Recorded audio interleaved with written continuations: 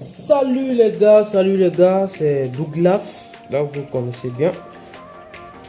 Aujourd'hui j'ai ce moteur, je ne sais pas si vous l'avez déjà vu dans mes expériences passées, il avait été bonhomme.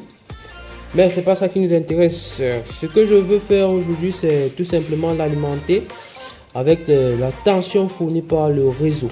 Je rappelle ici, je suis au Cameroun. Au Cameroun, la tension au secteur est de 220 volts. AC, je précise. Donc, si je branche mon moteur dessus, phase neutre, qu'est-ce qui se passe? Il crame tout simplement parce que la tension est trop élevée. Là, c'est un moteur 12 volts DC. Bon, raison pour laquelle, comme la tension est élevée, autant pour moi, je vais devoir utiliser ce qu'on appelle un transformateur. Un transformateur. Alors, c'est à ça que ça ressemble. Il y a plusieurs formes. Hein. Il y a des plus petits, des plus gros, des gigantesques, des énormes, des... Bon, je m'arrête là. Ça, c'est un transformateur qui sort d'un micro, d'un onduleur, autant pour moi. Je l'ai retiré dans un onduleur. Là, on a phase et neutre entre le vert et le noir. Et ici, on a 12 volts en sortie. Donc, si je le branche en 12 volts, qu'est-ce qu'il fait? 12 volts alternatifs, autant pour moi, puisque le transformateur-ci, il abaisse simplement la tension. Donc, qu'est-ce qui va se passer si je l'alimente avec 12 volts AC? Ce qu'il va faire, c'est tout simplement ceci, mais à très haute vitesse. On va faire ça, nous voyons. Mais, comme c'est pas ça que je veux qu'il tourne complètement. Raison pour laquelle on a mis sur pied ce monsieur. Ce monsieur, c'est tout simplement un pont de diode. Bon, à l'école, on nous dit qu'il y a 4 diodes à l'intérieur. Bon, ça c'est juste dans la théorie. Donc là, c'est un pont de diode. On va l'utiliser pour transformer cette tension alternative sortant du transformateur en tension continue qui pourra alimenter notre moteur. Et en notez bien la tension à la sortie du pont de diode, c'est vrai, c'est plus et moins, mais c'est pas réellement du continu, La courbe, elle est un peu comme les collines, mais c'est pas bon. Raison pour laquelle on va utiliser cet autre monsieur qui est tout simplement un condensateur. C'est un condensateur polarisé. Bon, le mien est un peu bizarre, les pattes sont un peu bizarres, puisque ça c'est la récupération. Donc avec la récupération, on peut faire plein de choses. Donc le condensateur, il sera là pour le filtrage. Donc je vais réaliser le petit montage et hop, on se revoit pour tester et le schéma. Bingo. Bon, oh là là. Le transformateur, le voici. Pont de diode plus condensateur, le voici. Et malheureusement, j'ai pas mis le fil qui va aller au moteur. Bon, je mets clash et on continue. Là, tout est fait. Il manque plus qu'à connecter un peu.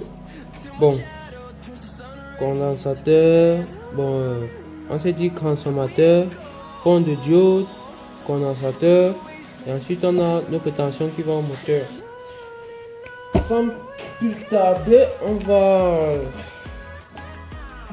aller sur une petite feuille, puisque c'est là où tout commence. D'abord, on a dit on a le transformateur là.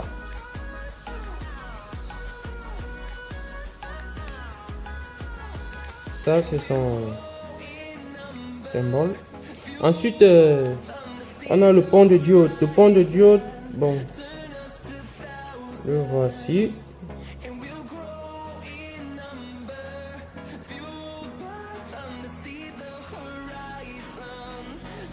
Ici ça va à AC. Ici là on a moins. Et ici là on a plus. Donc c'est ce qui représente les quatre broches positif, alternatif et négatif. Et par la suite, on a notre condensateur polarisé qui sera utilisé pour le filtrage. Bon, pourquoi utiliser chacun de ces éléments? Tout d'abord, on a dit, on a besoin du transformateur pour abaisser la tension. Donc, au niveau du transformateur, on va quitter de ça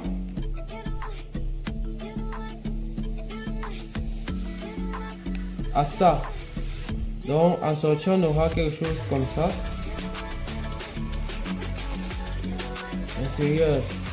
Donc, c'est juste à ça que c'est le transformateur. Si par exemple, celui-ci, par exemple, en entrant on a 220, en sortie on a 12. Donc, ici là, on a 220 volts. Ici là, en amplitude, on a 12 volts. Maintenant, le point de diode, à quoi il sert?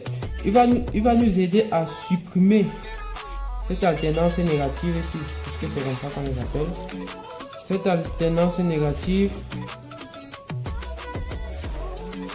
en alternance positive. Donc on aura un signal, une onde un peu comme ça. Là c'est positif, mais c'est pas du continu.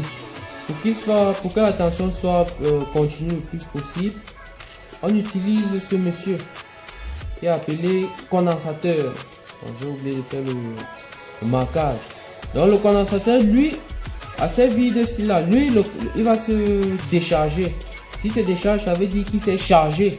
Voici la période où le condensateur se charge. Pendant que on a l'alternance positive, il se charge. Le temps si le condensateur se décharge, donc pendant qu'il se décharge, on a une courbe un peu comme ça. Ainsi de suite, ainsi de suite, ainsi de suite. Donc, en résultat, on a un peu quelque chose comme ça là. Maintenant, plus la valeur en microfarad du condensateur est élevée, plus on aura une courbe proche du continu. Donc, là, c'est ce qu'on appelle une alimentation linéaire. Et à ça, on pourra ajouter le mot stabilisé pour voir ce qu'on peut avoir. Donc, voilà simplement ce qu'on a fait pour alimenter le moteur. Donc, je vais faire confirme.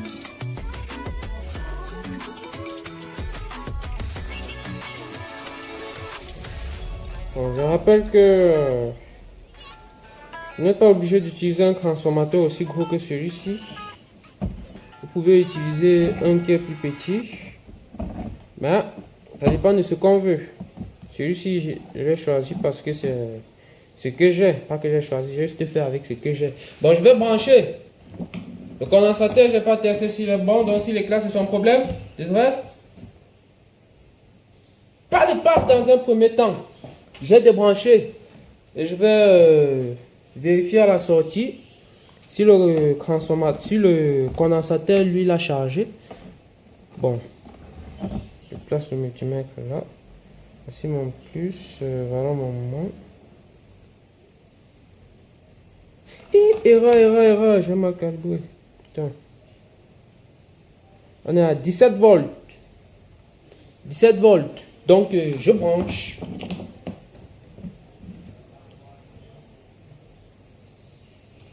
Bon, j'ai branché, j'ai maintenu. J'ai peur que ça pète parce que j'ai un poisson là-dedans.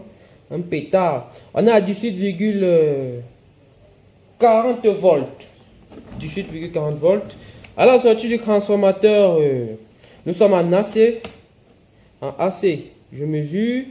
On a 13,8 volts AC.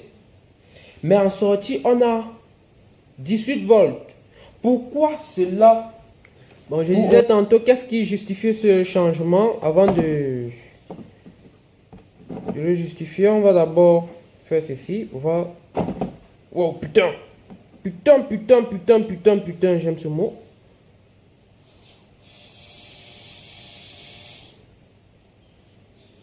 Regardez bien.